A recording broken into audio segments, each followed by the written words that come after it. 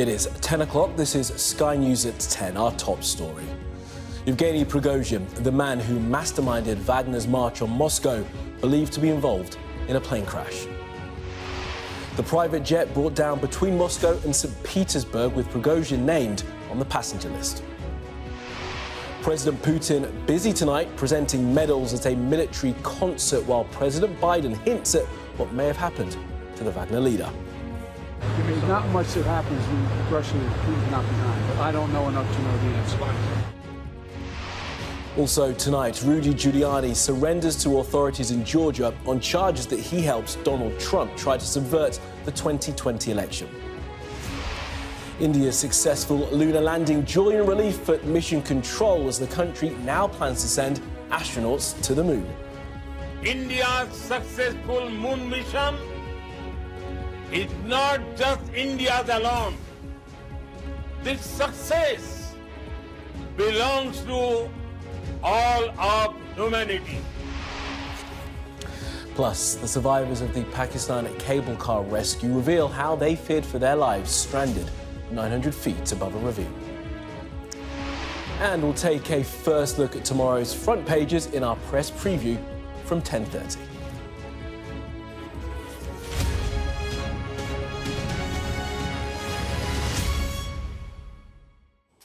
Good evening.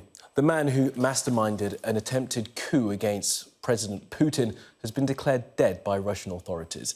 Yevgeny Prigozhin, leader of the mercenary group, the Wagner Group, and a longtime ally of the Russian president until the ill-fated march on Moscow in June, was named as a passenger on a private jet which crashed on its way from the Russian capital to St. Petersburg. However, it remains unconfirmed tonight if Prigozhin was actually on board, despite a pro-Wagner social media channel proclaiming both the mercenary leader and the founder of the group, Dmitry Utkin, to have died.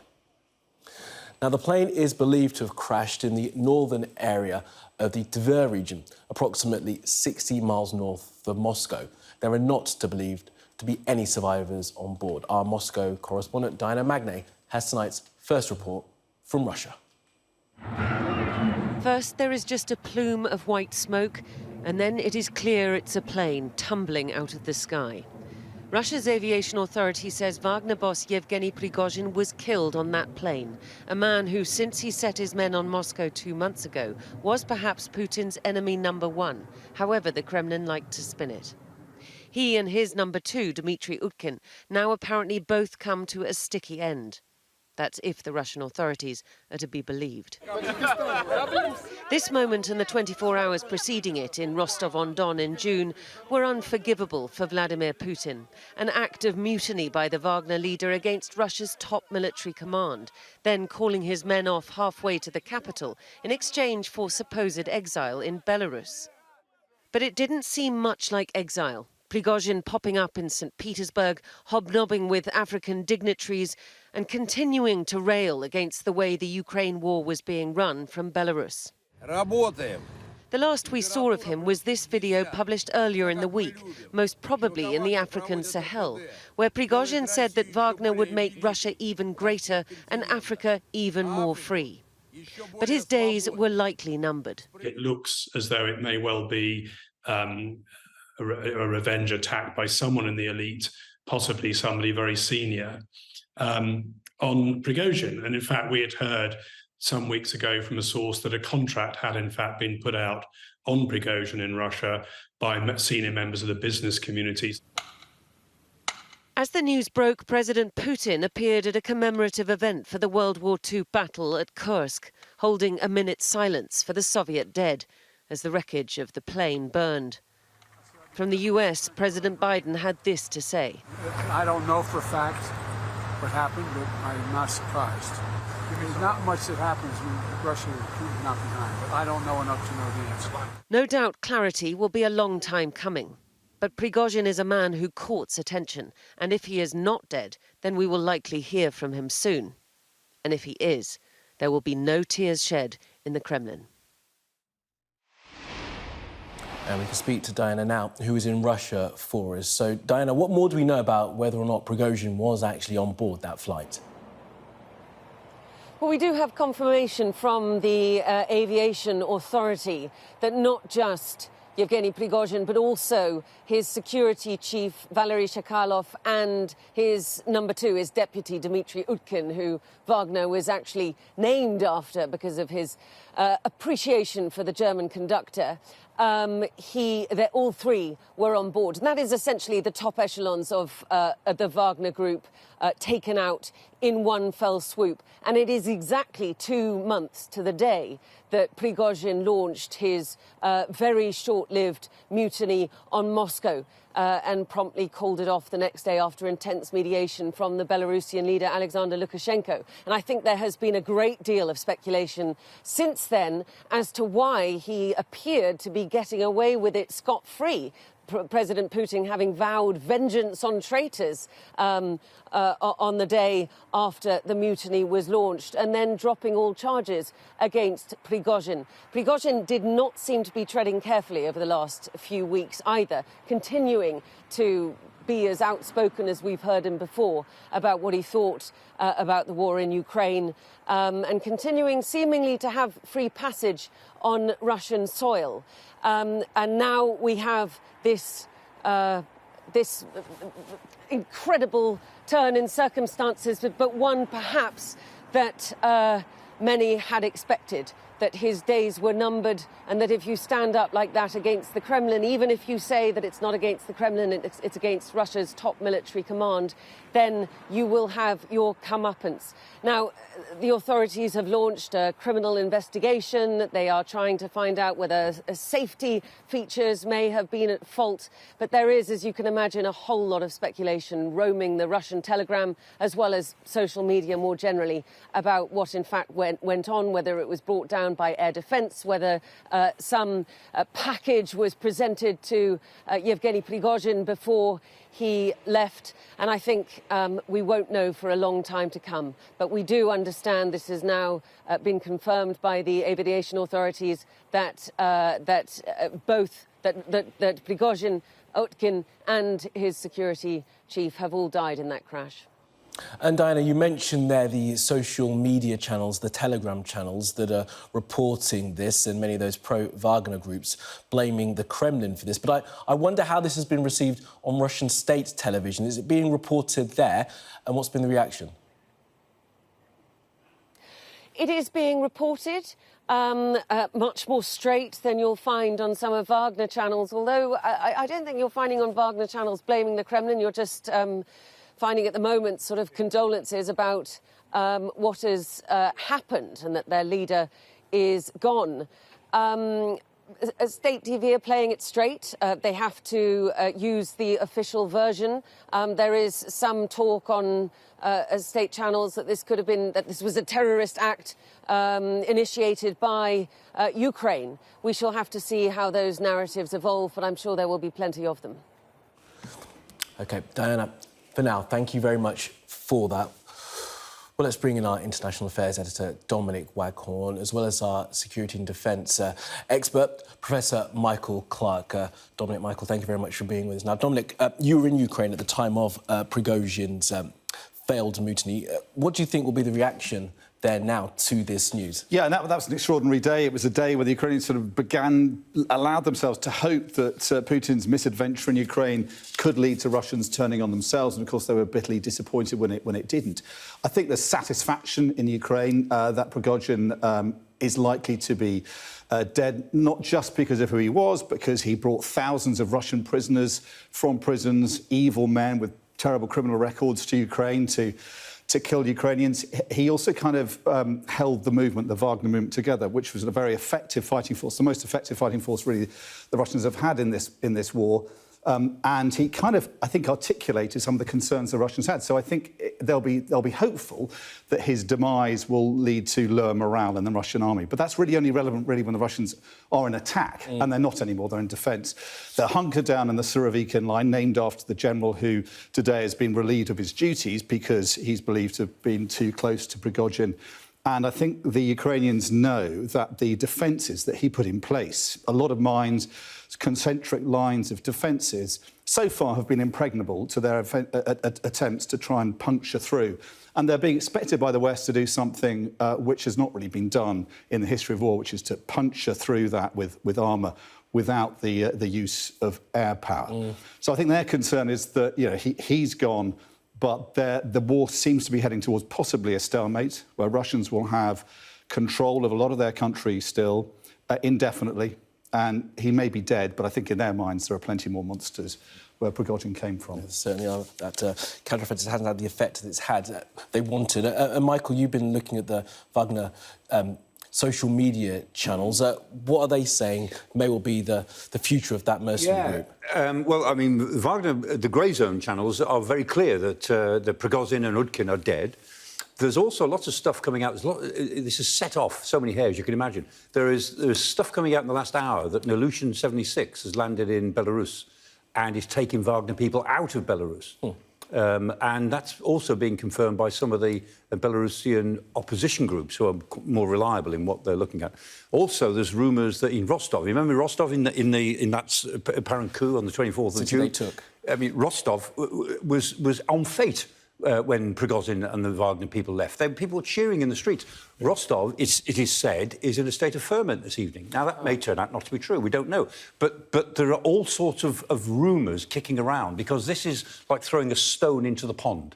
I mean, Prigozhin might have been very, very unpopular with the elite, as we were talking about before, but he had a lot of support among a lot of Russians because he seemed to speak the truth. He seemed to relate to people. I know he's a brutal man. I mean, he was the man who invented the sledgehammer as the symbol for Wagner, because that's how they killed their deserters, with a sledgehammer to the head.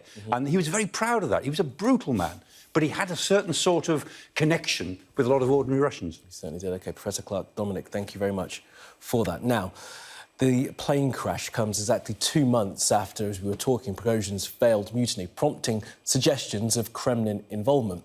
Now, Prigozhin was the figurehead of the Wagner Group and was at one time known as Putin's chef, with influence that stretched way beyond Russia's borders. But what next for the mercenaries who've been so profitable for the Russian leader? Here is Dominic's report. To a gangster president, he was the perfect henchman.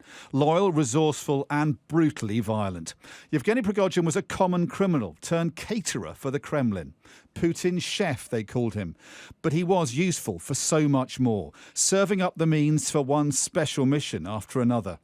Prigozhin's Wagner group of mercenaries did the president's dirty work for him, subverting American democracy, cyber meddling, propping up regimes in Africa in return for lucrative diamond concessions. And when Putin's disastrous war in Ukraine went so badly wrong, he called on Yevgeny Prigozhin again. Wagner pulled off one of the only Russian successes in this war, the capture of the city of Bakhmut. Putin raised Prigozhin up and has now, it seems, destroyed his creature, who turned against him. The crass mishandling of the war by Russia's military leadership infuriated Prigozhin. His rants against them grew more and more angry.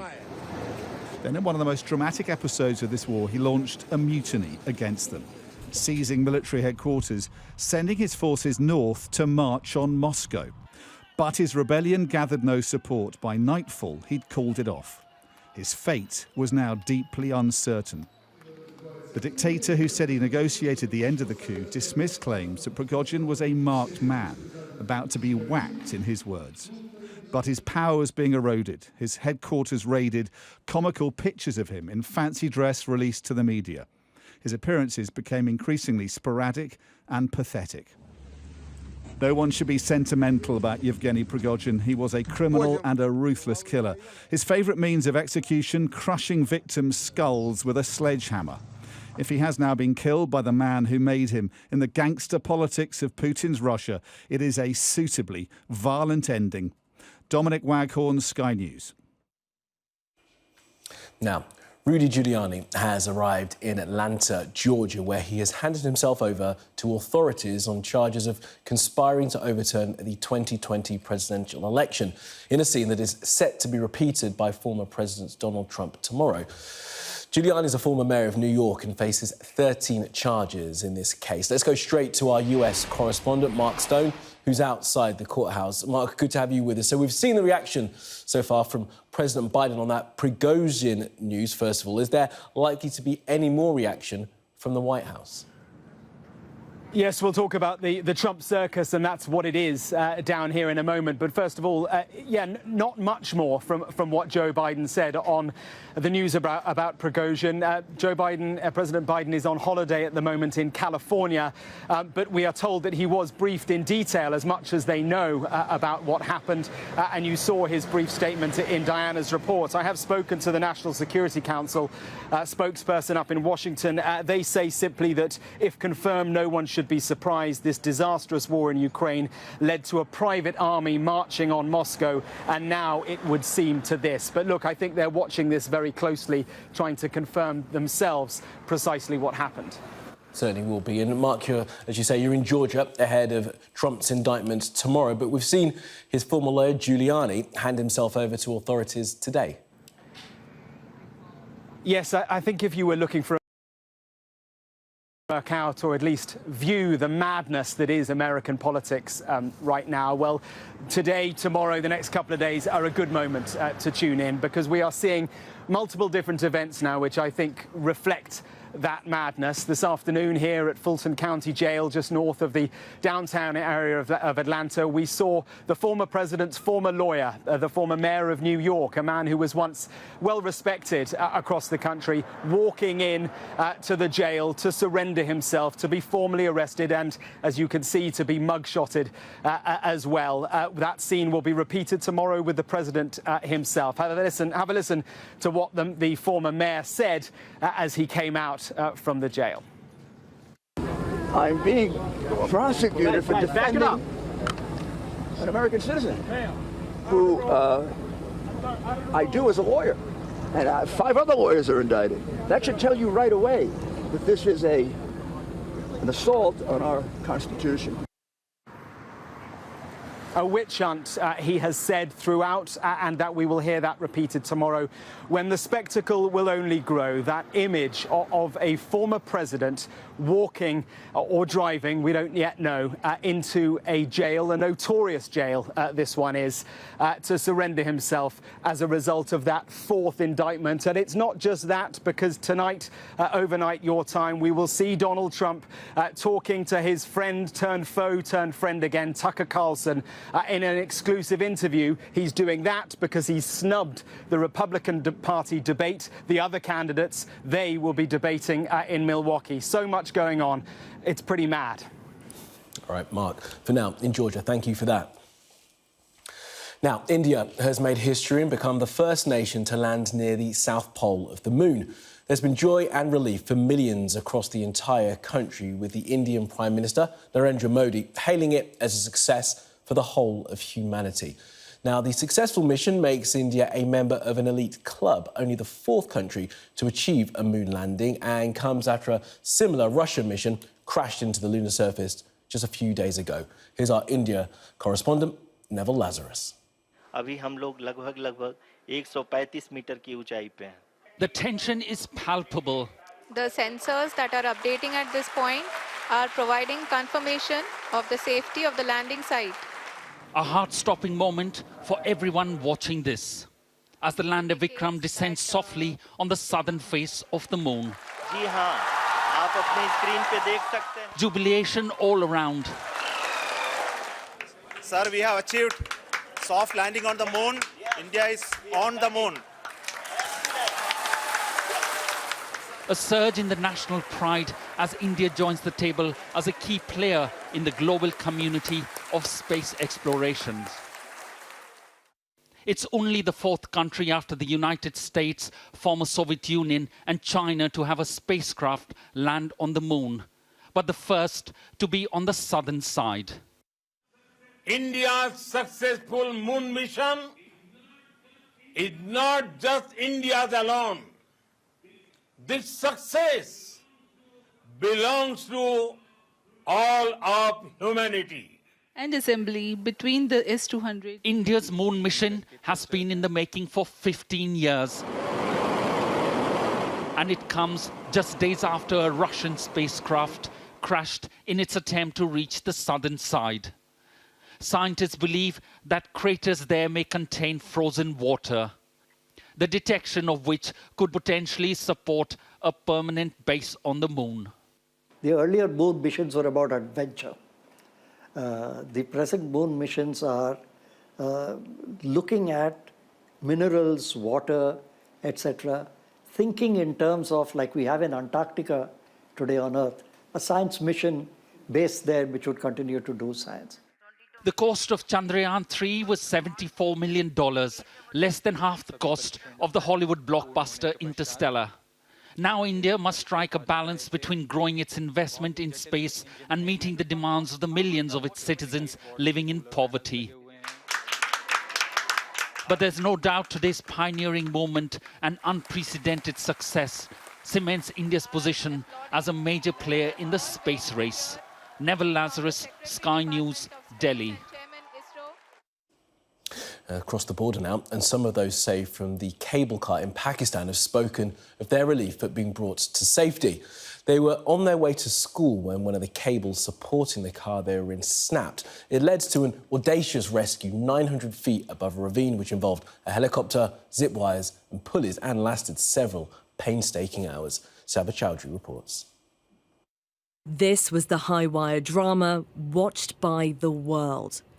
These boys 900 feet above a ravine, here clinging on for dear life.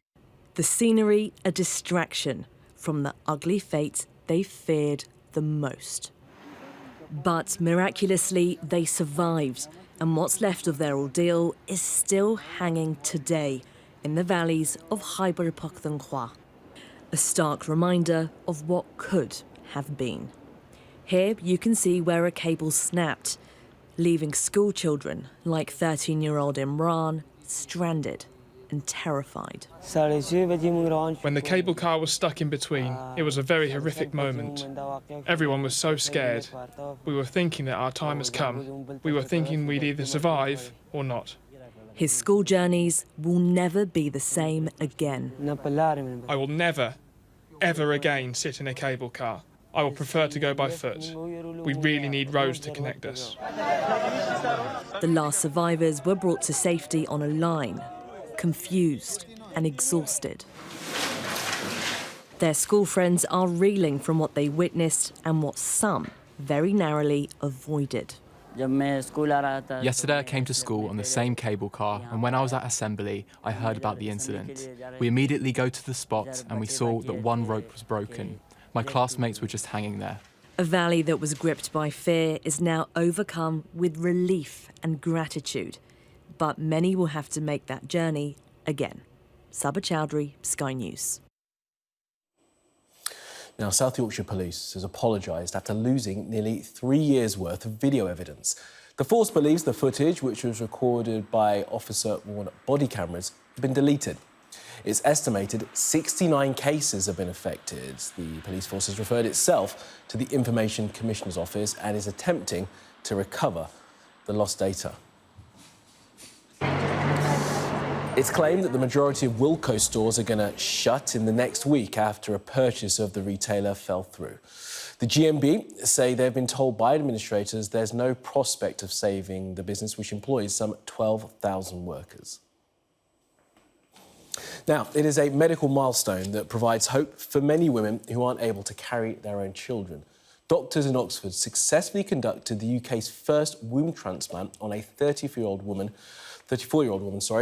using the uterus of her older sister. Sky News has spoken to a woman in Texas who had her womb transplant in 2018 and has since had 2 babies thanks to the procedure. Edna Robinson reports. What happened on this operating table has offered up a new world of fertility possibilities in the UK. The moment a uterus is transferred from one sister to another, the country's very first successful womb transplant. I just felt less and broken and confused and like, why me? Come here.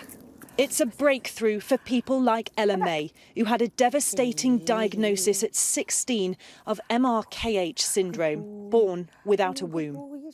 For me, it was just that utter, like, I now can't talk about this, and this is my big secret, and my body is now secret type thing. So yeah, sorry. That's all right. Oh. Sorry. It's okay. It's a lot to talk about it. Is it bringing it back? Yeah, loads. It's weird. I'm such an advocate for it, and you don't realise until you go back into those memories what you felt at the time. But now, a new potential. Being in a long-term relationship, we want to have kids, and if that was an option on the table, it would be a beautiful thing. It would just be, it would have a lot of thought process, personally, for me behind it, as I'm sure anyone that's gone through with it. Because of the risks. Because of the risks and just the things that could happen. The transplant took this medical team 17 hours. Their patient now planning on having children through IVF. In 2018 in the US, Madison did just that and now has 2. I can't even describe, words can't even describe how much of an amazing experience it was to hear the first cry of both babies and to see them like outside of my body for the first time, and to just realize like, I went through this. I got to carry them. I got the privilege of getting to have the transplant, of getting to carry these beautiful babies. The transplant's expected to last for 5 years, then the womb removed, a risky, long process benefiting a small number. You need extensive counselling, both not just the recipient, both the partner and the donor, of course. It is a large or a big procedure, but the human body is fantastic and can recover. Ethical questions aside, it's a remarkable technical achievement for UK surgeons. Not a life-saving transplant, but a life-making transplant. Adele Robinson, Sky News. Well, that was Sky News at 10. Coming up, we'll take a first look at tomorrow morning's newspapers in our press preview. Tonight, we're joined by our defence and security analyst, Professor Michael Clark, as well as the Daily Mirror's political editor, John Stevens, and the Daily Mail columnist, Sarah Vine. Now, among the stories we'll be discussing is this one on the front of the Eye. Their headline, Putin critic killed 60 days after mutiny.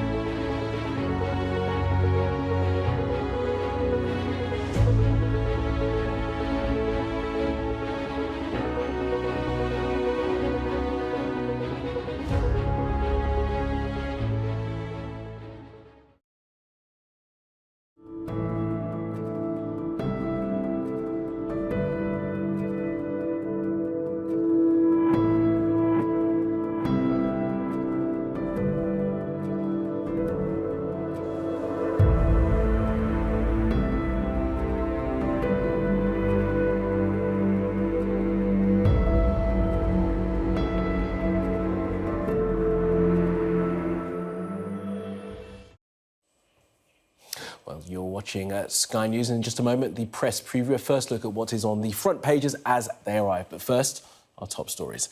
Yevgeny Prigozhin, the man who masterminded Wagner's march on Moscow, is believed to have been on board a private jet which crashed just outside the Russian capital. Rudy Giuliani surrenders to authorities in Georgia on charge that he helped Donald Trump try and subvert the 2020 election there. And India has made history as its moon mission becomes the first to land in the lunar South Pole region.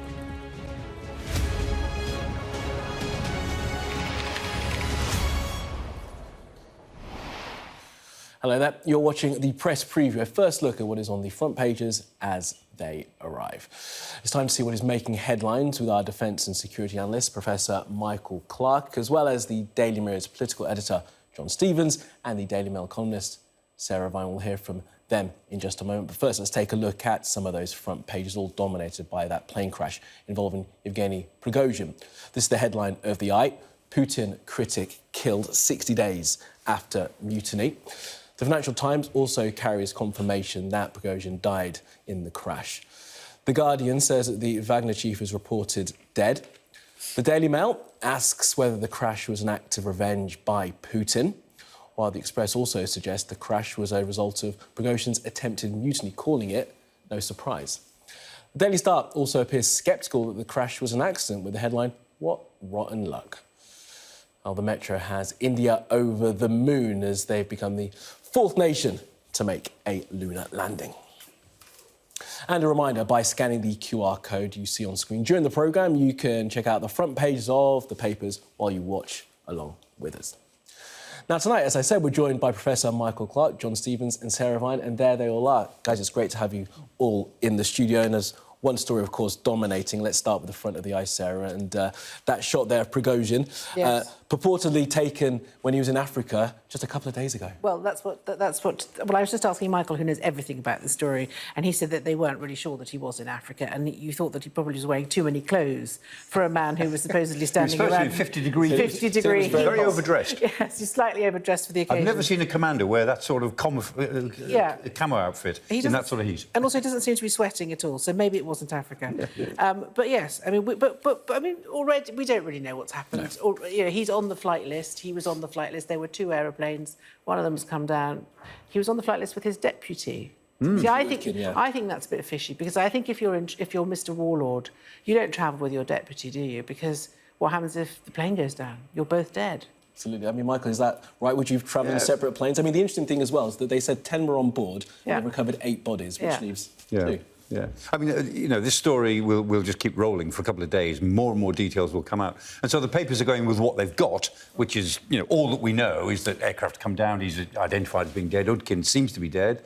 The Wagner channels are saying that Udkin's dead as well. He's the deputy. If so, the world will be glad to see the back of these two people, but, you know, the issue goes on. Yeah, it certainly does. And John, I suppose that the question now is what sort of impact this actually ends up having on the war and on the Wagner mercenary group.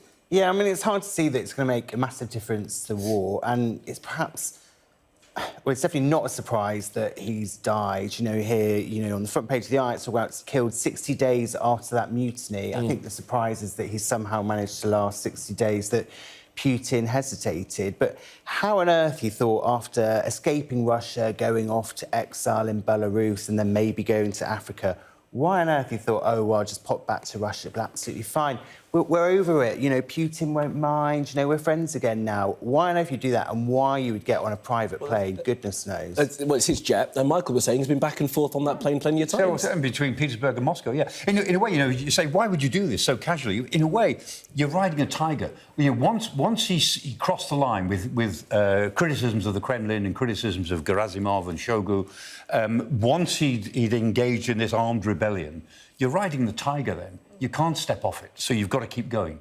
And, you know, he may well have had intimations of what was going to happen, but he has no alternative. You know, you don't give yourself a way out when you go in on his career path. I mean, I suppose there are two options. Either Putin's decided to kill him, or he's decided to pretend that he's dead so that he can go and start a new life in Brazil or somewhere. In which case, we won't hear from him for a very long time. But both are quite good books. No, it'll be like fantastic. It'll be like great stories. You know, he'd be turning up on the front of the Sun. You know, once every 3 years in Australia on a beach. Copacabana in his shorts. Exactly. We've seen Prigozhin. It could be like Lord Lupin all over again. Absolutely. It really could. I mean, and the, sort of the fascinating thing as well about this as well, you know, the coup was one thing, but as Michael said, he was making a lot of noise and a lot of trouble, saying all the wrong things for weeks and months before he actually led that abortive coup. Yeah, no, absolutely. I mean, his story is extraordinary. He was a hot dog salesman, wasn't he? He was sort of Putin's he was a caterer, personal but chef. he was an entrepreneur as well. He ran all sorts of businesses. He just had an eye for business. And, of course, in Petersburg, the eye for business meant that you were also a petty criminal and you worked with the gangs. And time inside, he was in prison for a number of years. He was very successful,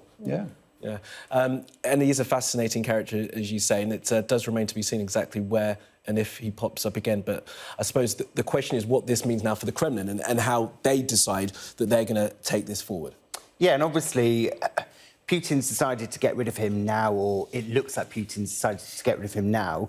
But back in the early days of that coup, when he was marching on Russia, when he was marching on Moscow, and those tanks were on their way up and we're all following it on Google Maps or whatever, it seemed like Putin was really scared of him, that he appeared on TV, did that broadcast, was talking about how Russia was at risk. That is not something that somebody who is in total control and everything's going fine does. That showed that Putin was panicked. Obviously, somehow they did this deal and it's absolutely gone wrong for him. It was said that on that evening of the 24th of June that Putin hopped off with the Kovalchuk brothers, who were his two friends, the banker and that look after him, and that he went to their place because he didn't want to stay where he was. That may not be true, but the rumours that Putin would not stay in the Kremlin while this march was going on were rife at the time. And the fact that those rumours got around shows you how much credibility Putin was losing at that end of June because of everything that had happened with this man, Prigozhin. Do you think this restores Putin's credibility or makes him more vulnerable? I think ultimately it'll make him more vulnerable. It might restore a certain amount of sort of mafia credibility. This is the Godfather striking back. But ultimately it just confirms the gangster state nature of the way Russia is. I mean, and again, I mean, Putin is riding a tiger as well. He can't get off. I mean, once you commit yourselves to these sorts of courses of action, you've got to keep on forward. You've got to go to meet your destiny. He presents himself as a tough guy for his supporters, but of course the Wagner supporters are very, very upset with what has happened. Let's look at the front of The Guardian and one of the images of the burning wreckage. There it is. And, you know, we're never actually going to know the truth of what's happened here, are we? You know, because this has all come from Russian news agencies. These are Russian-supplied pictures, and I'm not suggesting for any moment that it's been staged, but it's difficult to know exactly what has taken place. And it's all come out very quickly. So that footage you were showing on Sky earlier, that's handheld footage taken on a farm somewhere, they happened to be in the right place at the right time. Happened to see a tiny little plane. Got their mobile phone out, got filming, and suddenly it somehow got out there very, very quickly. And it was obviously the Russian news agency was the first to be out there and say this plane has crashed. He was there on the flight logs. And I think that will create this suspicion that Russia clearly has got a storyline marked out for this, and whether they now go on to say, oh, this was Ukraine's fault, whether they continue to kind of make it look like it was them, who knows? And some of the video footage that I saw earlier on today actually had dead bodies in it, so it's pretty gruesome, which they will have done in order to make sure that it goes viral, which presumably it will have done. I mean, it's all it feels quite engineered. It does feel engineered a little bit, doesn't it? But that's all part of the misinformation, isn't it? Because we're not meant to be able to see behind the curtains. It's meant to be opaque. It's meant to feel like... Are they telling us the truth? I mean, the Russians always have the standard way of dealing with all these things, which is that when something happens, like the MH17 aircraft that was brought down over the Donbass in 2014, first of all, they just deny it outright, say it hasn't happened, it didn't happen. And then after 24 hours, they say, well, lots of complications. It was very complicated. And they draw red herrings across it all. And then after about 6 or 8 months, they say, yeah, we did it, but you do exactly the same in the West. There's moral equivalence between us. And they always do that, you know, denial, complication, and then moral equivalent admission. And we're going to see probably something like that pattern with this. But the first few things we hear from the Kremlin or from Russian agencies, I mean, you know, take it with a huge pinch of salt. Wait until we've got some verification from our own press and our own officials who can sort of triangulate some of this material and confirm or deny what we're going to be told from Moscow. Yeah, and it's important to be able to triangulate. And just the drama of it all tonight with Putin there at that concert on stage. He wasn't hiding away, he was there. I mean, that is something from a TV drama. You could just imagine the violins starting up, the music getting all orchestral, and then you kind of change scenes of the plane tumbling from the sky. The Battle of Kursk as well. It's a hugely symbolic moment in Russian history. You know, it's a huge tank battle on the plains just outside Ukraine that he was there to mark. Let's look at the front page of the FT, and against that picture of Prigozhin there in his fatigues, may or may not have been in Africa. And much of the reporting in here, Michael, is what you were just saying, that it's going to take a while for them to try and make sure, just to verify exactly what took place here. Yes, I mean, we're hearing tonight as well that the Wagner Group, the command structure, are going to be making some statements. They won't be very pro-Ministry of Defence statements, Moscow's Ministry of Defence, we're pretty sure, but they will be coming out with something in the next few hours, and I think that'll probably make tomorrow night's headlines, whatever they choose to say about the future of the Wagner Group or the way they interpret all of this. But they seem to be clear in the last few hours that this is a strike from the Russian MOD. This is an assassination on their leaders by the official Russian military, and that they will be reacting to that in some way. I mean, I suppose the question will be what the Wagner Group chooses to do, as we've been saying all evening. Many of them are in Belarus, but of course, back on the 24th of June, some 5,000 of them led a column up towards Moscow. So it's an open question as to actually how they may well react. Yeah, and it seems like it's a full-on purge that's underway. They've got this Russian army chief, who I'm not even trying to pronounce his name, but known as the General Armageddon, who was relieved of his duties today as well. So it feels very much that this was all one planned thing to show that Putin's back in control. Yeah, and Surovikin and Prigozhin are known to be close allies. I mean, there is sort of we must not forget that there's a war being prosecuted here and some 500,000 people have died, but it does feel very much like moving people around. Kamali, they were good friends. They were good friends because Prigozhin saved Surovikin's bacon in Syria years ago. Surovikin made a big mistake when he was in command, and Prigozhin took the blame for it. Right. I mean, he owed him, and they were close. And Surovikin almost certainly knew something was happening when this attempted coup was taking place, and he didn't do anything about it. He just kept quiet. He had some advanced knowledge, maybe a couple of days, maybe more, and he just sat on it to see what would happen. And that's been his downfall, because the Kremlin just doesn't believe that he's on their side. So you picked something out of the FT, or should we move on to the Express? No, let's move on to the Express, because I just want to pick up with you, Sarah, about the sort of the court politics of all of this as well, because there is a lot of moving around of these kind of senior figures with all very difficult. I mean, like I said, I mean, who knows? I mean, I don't. Will this mean the end of the Wagner Group? No, they'll presumably just. No. I mean, they've got huge interests, and they're earning so much money in Africa. And they're so involved in Libya and Mali and Ethiopia now. And you were telling me earlier, Michael, they're not the only PMC private military contractors. There's 25 private military companies of mercenaries running around in Ukraine. So the group will disperse, I'm sure, but the Wagner brand is now a universal brand. But I feel very sorry for the people of Ukraine, because, these people are running around waving their... I can't say it on the television, can I? Waving their whatsits around. You can't say that. What time is it? And, being generally sort of obnoxious. And meanwhile, all these people are dying in this terrible war that is illegal and shouldn't be happening. Yeah, it's a really difficult situation, but we will find out perhaps the truth of what did happen just outside Moscow in that plane crash. All right, guys, for now, thank you very much for that. Plenty more to come. There's been criticism of the severance package that's been offered to the former chief exec of NatWest, who resigned over the controversy around Nigel Farage's banking affairs, and we'll discuss that next.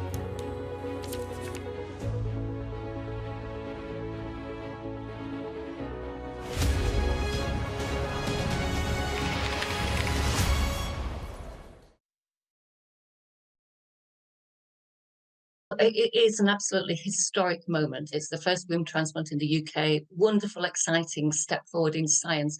And for fertility medicine, it's the dawn of a new era. And it's going to give so much hope to those women who, as you said, may have been born without a womb, or they may have had hysterectomy because of having cancer or large fibroids or severe endometriosis. And it's really significant for those women because up to now they've had very, very limited options for them to become mums. Really, there was no other way of helping them apart from fertility treatment followed by surrogacy or by considering adoption. But womb transplants are an absolute game changer. This is the only opportunity for women born without a womb who've had a hysterectomy to carry their own baby. This is very complex surgery. But when you look at the statistics from around the world, because we're not the first in the UK to do this surgery, it's still in its infancy. It's not yet 10 years since the first uterus transplant, but there have been around 100 transplants, and there are thought to be around 50 babies that have been born. So there really is hope on the horizon. It can actually work. It is very complex surgery, but it really can work. We know as the national charity that infertility is terribly distressing. We know 50% of people who are infertile are depressed, and we also know that 40% of people who are infertile are suicidal. 10% of those say that they feel suicidal all of the time. Going forward, Fertility Network, as the national fertility charity, we do have questions about this, and our questions are about cost and availability. At the moment, this is the first womb transplant in the UK, and it's part of a trial. There are 10 women involved in the trial, so it's going to be another few years before the trial ends. But at the end of this trial, who is this technology going to be available for? Is it going to be funded on the NHS? It is very costly surgery, because if it isn't available on the NHS, then where are the benefits for fertility patients?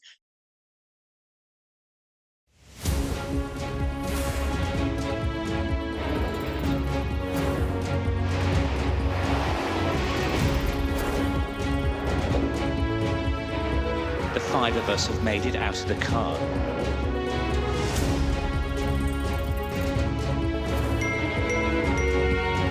Welcome to Backstage, the film and TV podcast.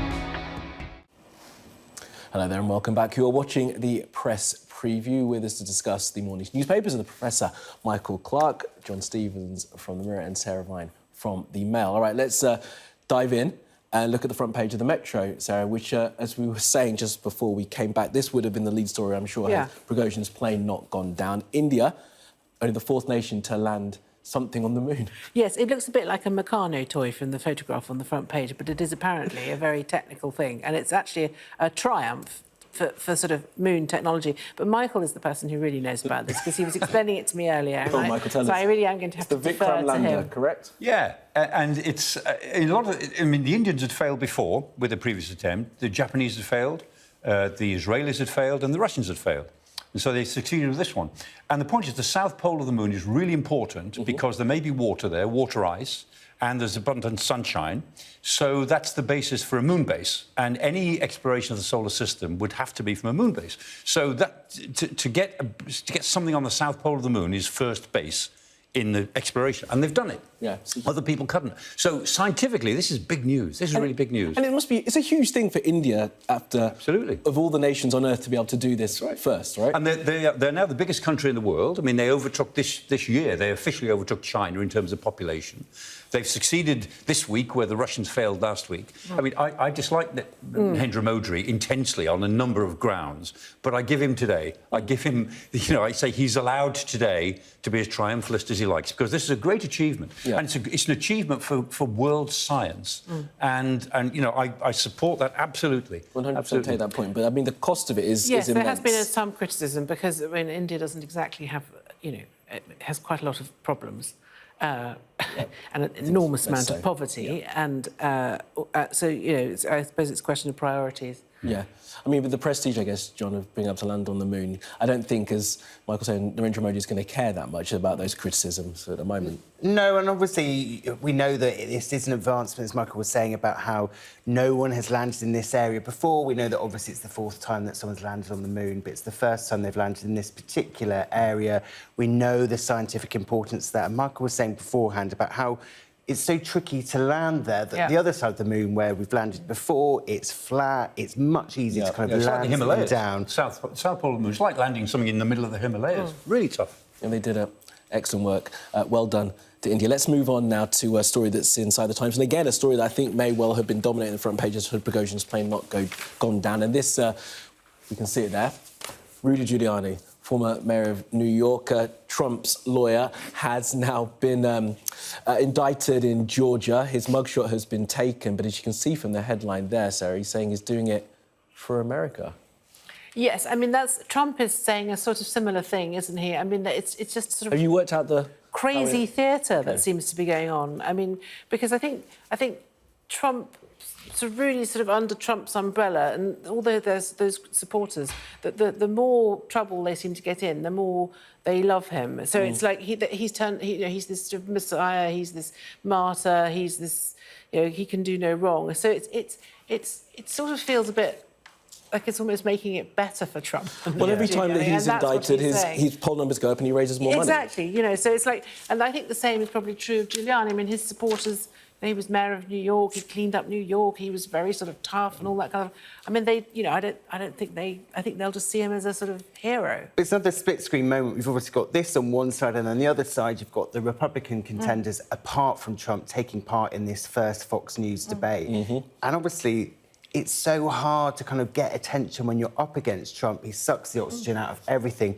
And this is going to happen exactly again. You look at all of their poll numbers, they're all going to be standing there at the podiums, desperately trying to say anything that might get some attention, and you know that all the attention will be on Donald Trump and whatever happens to him tomorrow when he goes to that courthouse. But the fascinating thing is they can't say anything too critical because they don't want to upset the Trump base, and also perhaps they want to get on the ticket with him eventually. And Trump and Giuliani, I mean, it's interesting, they double down, on these court cases, because over the years, all candidates for the presidency claim to be outsiders. They claim to be outsiders to the Washington institutions. But these guys are claiming to be outsiders to all of America's institutions. This whole Republican base is an attack on all of the institutions of America. They just don't believe in it anymore. And so, in a way, what you've got is a sort of political move which says all the institutions which oppose us are somehow illegitimate. So America is moving into a very strange, dangerous place to get into. I always think of Giuliani as a sort of almost a precursor to Trump. Because he was doing the Trump shtick before Trump was doing the Trump shtick. He was the kind of tough guy, the maverick, I don't care, I'm not going to put up with any of your namby-pamby nonsense. And he was doing that. And so it sort of feels that that's his USP, isn't it? And so this just plays into it, really, to be honest. It certainly does. All right, plenty more on that later on. But let's look at City AM because we haven't got loads of time left. And this is a story that has taken a turn that I perhaps wasn't expecting, but I maybe should have done. And this is the boss of NatWest, who is, of course, who stood down after that furore with Nigel Farage. And John, she's taking a £2.4 million. Poor thing. I mean, it must be awful for her. I think if I ever lose my job and ended up paying £2.4 million to pay her, I would be very delighted. Take me now. But obviously, the reason why it is such a big number is because this is basically 12 months' notice. When you add in a salary and a pension, you get to this incredible number. But obviously, after what happened and that ridiculous row where she was very embarrassed, leaking that story, and then her explanation didn't add up at all, you think she's done very well to get any money at all. I mean, it just reminds you how much these bankers really get paid. I mean, they just do get paid stratospheric amounts of money, don't they? And that's it, We're doing the wrong thing. I'm sure that she's worth it. Professor Clark, John and Sarah, thank you very much. More from you guys in the next hour. Let's take a look at what the weather's going to be doing for the next couple of days. Well, there'll be further showers this week with more general thundery rain possible in the southeast. Central Britain will have Quite cloudy and in places damp starts tomorrow, while northern Scotland will see showers or longer spells of rain. The muggy south of England can expect a few thunderstorms too. Those thundery downpours will threaten southeast England tomorrow morning, but the extent is a little uncertain. Elsewhere, it will be mainly dry with sunny spells, but there will be showers around as well. They'll be prolonged in the north. Cloudier skies mean it will be cooler for much of southern England. Now, the afternoon looks fine for many, with showers over central parts that largely fade away, but they'll keep going in the breezy northwest and the cloudy southeast. The northern Isles can expect more general rain. Friday will bring sunny spells and a scattering of showers to most parts, some heavy with a risk of hail and thunder. The showers will be concentrated in the northwest and well scattered in the southeast. Coming up on Sky News at 11, we'll have the latest on that plane crash outside Moscow, a plane that was carrying Yevgeny Prigozhin.